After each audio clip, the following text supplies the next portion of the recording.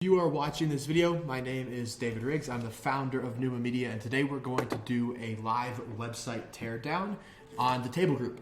If you are not familiar with the Table Group, I believe it is a consulting organization. I'm having confusions by reading just the website by what they do. So that's actually part of the video, what we're going to talk about today. So we're going to go ahead and dive into it. We're going to cover a couple, high-level things. We won't make this video too long. We're going to cover the homepage, some of the SEO stuff going on in the background, and then just general other comments that I have. So first thing I want to talk about here is the hero section. You're seeing the hero section on your screen right now. It typically consists of the Nav Bar. It consists of some type of video, some text as well. I want to go ahead and talk a little bit about the header and the Nav Bar first. So when someone lands on the website, they typically do a Z method, which means they come to, and I have to get my drawing tool, they come to the top left of the screen, and I'll let that go away. Really the top left like this. They come over to the top right. They're typically clicking up here. They come to the bottom left, excuse my bad drawing, typically the space here, and then they're coming to the bottom right, which is typically the space here. So what you end up with, and I'll let these go away, you end up with 4 big strike zones that people typically look at. More space is taken up on the top ones than the bottom one, and you'll basically see this here. So long story short, the one thing I want to call out is that the Table Group's missing some opportunity here. So in the top left, and we'll cover this one first, there's actually information here, which is good, but there's too much information. Kappa Pro, I believe is how it's pronounced, a call to action for a newsletter, and then their logo and some of the Nav Bar items. Way too much information. So one thing that I actually do is I'd slash this, I'd find ways to move these into the Nav Bar itself, and I would ultimately structure the website to look like this. So that way we're missing out on all the stuff at the top, which is good. It creates a little bit more of a simple header and Nav Bar, and it keeps it simple in the sense that all that I have now is one button up here, which is just the logo. So it's a brand awareness tool, and also if I'm on a different page, I can go back to the home page. Second thing I'd call out is up in the top right corner, there's no type of big call to action. So this is typically a great area to put some type of direct call to action. That typically means something that's going to book in a call or something very sales motivated. They just have a search icon. Big loss of traffic here, and not the right way to use this area at all. I would replace this with and as I learned about the site, they do a little bit of consulting and have some podcasts and things like that. I would put some type of free resource here that leads to some type of sales call or discovery call that starts a sales process. With that, down here in the bottom left, I typically don't put much because it's a bit of an odd area. But as you notice, somebody's typically coming from the top right to the bottom left, which means they're going to engage with all of this copy right here. And that's the next thing I want to talk about. So successful companies, cohesive teams, engaged employees, we can help you get there. That doesn't give me a lot of information about the actual process that they use, which is important.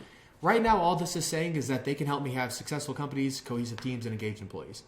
Doesn't tell me how, which I think is important. So you can see the video behind. I think it adds some flair to it in the sense of I see, a couple people walking around an office. I see this is Patrick, talking to other people.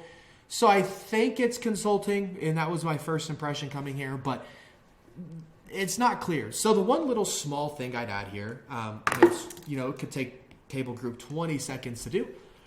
I would do successful companies, cohesive teams, engaged employees. I don't think that's bad, but then I would say we can help you get there, and then I would put something along the lines of, with a combination of coaching and consulting, or with a, consulting first approach. Something that gives me textual evidence that, okay, cool, they can help me achieve this, and this is how they're going to help me get there.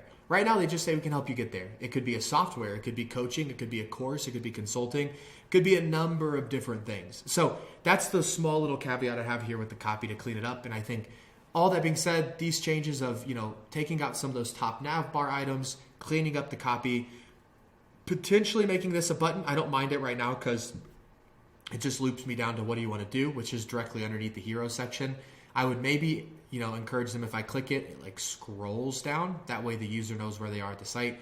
This clicks me right there, and it's, now I don't know where I am. Do I need to scroll up, scroll down? I'm on a different page. So that's a small usability thing as well that I'd probably recommend doing. But that being said, that really covers the hero section, covers some of the copy, the header, the Nav Bar. that's really, really important for the site. This is going to lower a lot of the bounce rate, I think, for Table Group, but in general for many of your websites if you're listening. The next thing I would do here is if I have the Table Group, have this copy, it's cleaned up.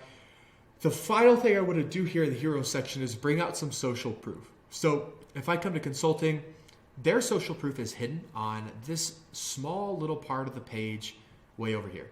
And it just has these logos. I can click through and see them all. But what I would recommend the Table Group doing is this section right here, I would grab, and I believe this is a WordPress site, so you can grab it, bring it over to the homepage. And once I bring it over to the homepage, I would place it right here. That's going to mean that now I have social proof, I have better copy, I have a clean, clear, concise options up at the top for where I want to go next. That really cleans up this hero section. I think it boosts their conversions, it drives more people through the site, and it definitely lowers their bounce rate because now I know what they do, how they do it, what results are, what other companies have trusted them, and very simple actions up at the top that I can take to continue through the site. So that is a couple things that I would definitely do here. As I look through the rest of the homepage, some of the calls to action are weak. This is just organizational health resources, teamwork resources. Doesn't get me excited, so I would definitely improve those. Play video, that's a fine call to action. More about Patrick is fine. But as I look through here, there's only like 3 calls to action, really, 3 clickable elements. A couple other things that I can click through but aren't necessarily calls to action. And then I get down to the bottom, our most popular offerings. Take the team assessment, talk to a consultant, invite Pat to speak. First off, no one cares what your most popular offerings are. This is wasted language. I wouldn't necessarily use that here on the site. I would maybe say, take the next step or start the process towards a more healthy organization based on kind of what I'm reading here. Maybe that could be a possibility. But they have 3 options here. And I think we're probably overwhelming the visitor with too many options now because they see all the Nav Bar items at the beginning. They're seeing, the drop down here, which actually isn't too bad. I don't think that's too overwhelming. But then when I get to the footer, I have these 3 main calls to action right next to, maybe 20 or so different links right here. A lot of options that are going down at the bottom of this page. I would likely find a way to structure this footer in such a way that it's not just a congregation of a ton of links like this. I would trim it down. And then I would find the best call to action that you can have here. For me, if this is a business and it's a table group, it seems like Pat Lencioni is somewhat of a influencer based on social presence, and I know a little bit about him as well. I could see this obviously being beneficial, but it's a business. This is the table group or tablegroup.com. It is not patricklencioni.com. I would slash the invite Pat to speak. Take the team assessment would likely be great as that direct call to action I talked about up here, so I'd slash that. I would just make this talk to a consultant and have it drive straight through to a sales conversation, which if I had to take a guess, it's going to bring up some type of consulting page with an inquire now. So that's exactly what I would do. I would definitely trim down these CTAs at the bottom because I think there's likely too many and it's probably going to confuse the visitor and it's going to have the adverse reaction of they're going to give me more choices and less action is going to be taken. So that's a little bit about the homepage. I want to talk about a couple other things as well. So first off, every website needs some type of blog out there. Typically, I recommend putting the blog high and tight up on this nav bar or putting it in the footer. And the sad part is it's very, quietly down here next to books and blogs. Come to the page, I can see all the books and I can see all the blogs. I can also see podcasts. And then I turn out, it's actually just a page about Patrick Lencioni. So I would really recommend, instead of having the blog hidden here or in the footer, I would make sure there's a place to get, and they call it the hub. Get to the hub from the nav bar or the footer directly to this page. The other problem I see here, they have articles, videos, and press. Every single one of the images is the exact same until you get down here, which most people probably won't even click that far. But there's a lot of identical photos here, and I have no idea why. Pretty bad view, in my opinion. It doesn't show that any of this content means anything to the company because they're just slapping the same image on it. I get there, the table group, and it's a photo of a table. So I'm aware that there's probably some play there, but this doesn't get me excited to click. It also, the header here, table group announces today in the launch of Kappa Pro. Great. All I see here is table group announced. I don't really care, admittedly, what they announce. I want to know how I can, use this to get better at what I'm trying to do as a business owner. When your team hits full, that maybe starts to grab my attention. But at the end of the day, the headers here of these blogs likely need to be extended to 2 lines. That way I can actually read what the blog's about. I would maybe add a little bit of a blog description, and definitely would, change out the images here.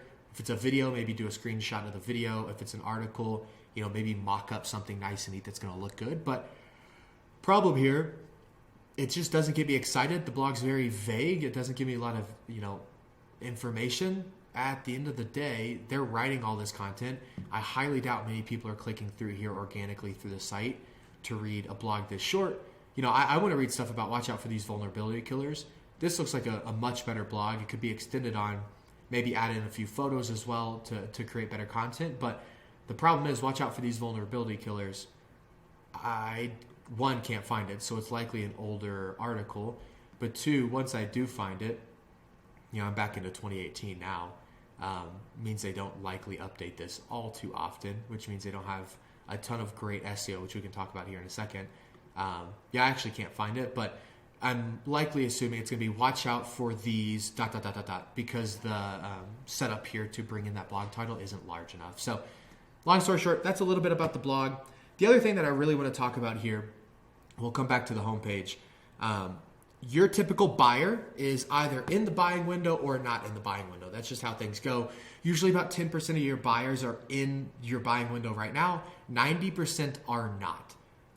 All that to be said, this website is really set up for the 90% that aren't in the buying window. There's not many options for me to be a 10% buyer that if I want to buy right now, ready to go, I have to click a consulting page. I'm going to have to scroll around and wait for it to load, which takes far too long actually on this site. I'm going to click inquire now, and then I have to fill out this, 16, probably not that many, but 10 question, 12 question form.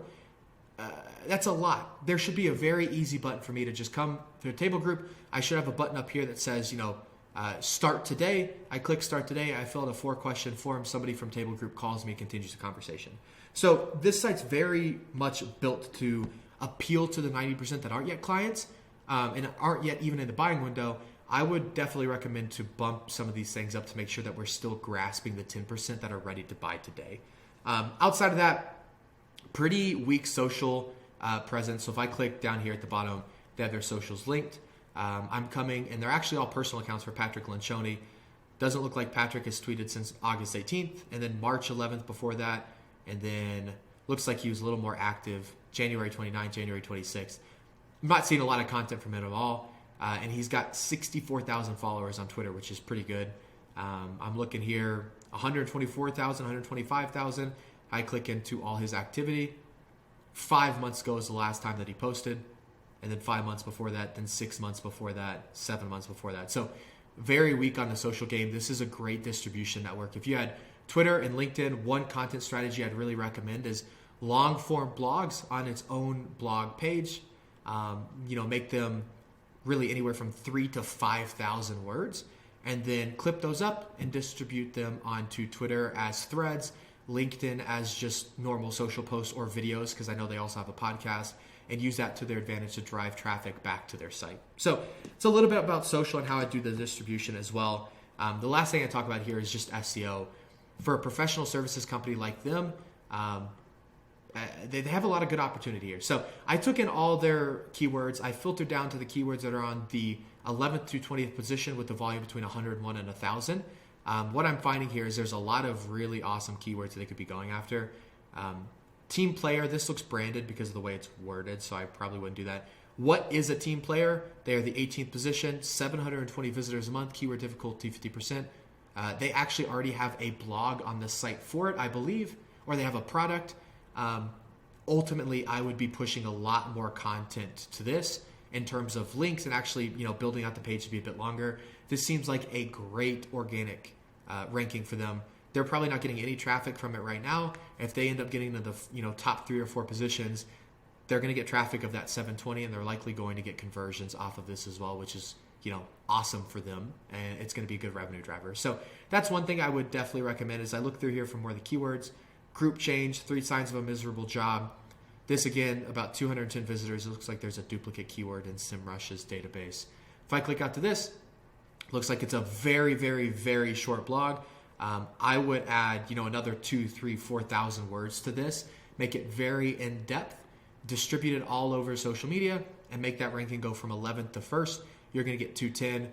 These might not be the right possible or the right types of people. If somebody's searching 3 signs of a miserable job, they're likely doing it as an employee, and employees likely aren't going to be buying the table group's coaching or consulting services. They're likely going to be founders that are doing that. But 3 signs of a miserable job might be the right target audience that they want to buy a book or something of that sort to start at a low level of engagement with them.